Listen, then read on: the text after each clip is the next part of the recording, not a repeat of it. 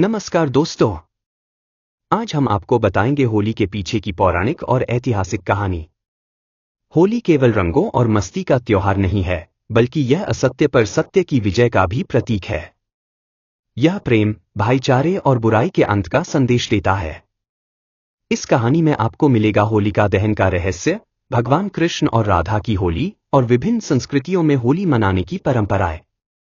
तो चलिए शुरू करते हैं।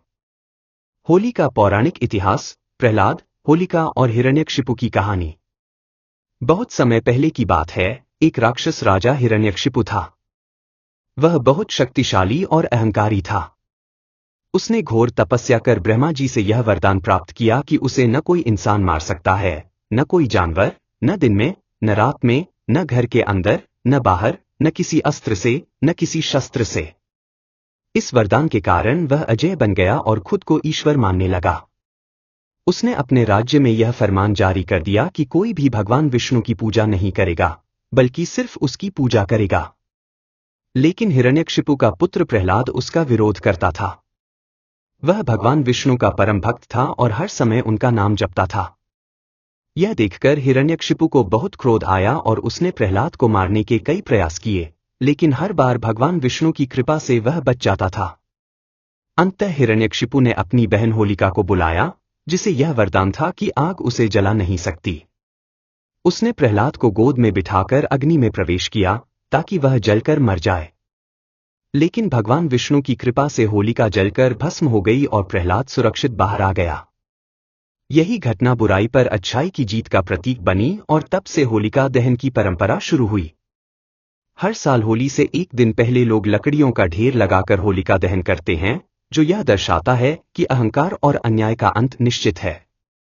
राधा कृष्ण और रंगों की होली। होली केवल होलिका दहन से जुड़ी नहीं है, बल्कि यह प्रेम और भक्ति का भी प्रतीक है। मथुरा और वृंदावन में भगवान श्री कृष्ण और राधा की होली बहुत प्रसिद्ध है। माना जाता है कि भगवान कृष्ण का रंग सांवला था और वे इस बात से चिंतित रहते थे कि राधा जी और गोपियां गोरी हैं। उनकी माता यशोदा ने उन्हें सुझाव दिया कि वह राधा और गोपियों पर रंग डालकर होली खेल सकते हैं। तब से श्री कृष्ण ने अपने मित्रों के साथ बरसाने और वृंदावन में रंगों की होली खेलना शुरू किया। इसे ही लठमार होली कहा जाता है, जिसमें गोपियां गोपालों पर लाठियां चलाती हैं और गोपाल उन्हें रंगों से भिगोते हैं। होली का आध्यात्मिक और सामाजिक संदेश। बुराई पर अच्छाई की जीत। होलिका दहन हमें सिखाता है कि अत्याचार, अहंकार और अन्याय का अंत निश्चित है। भाईचारे और प्रेम का पर्व होली हमें बताती है कि जाति, धर्म और ऊंच नीच से परे हम सब एक हैं।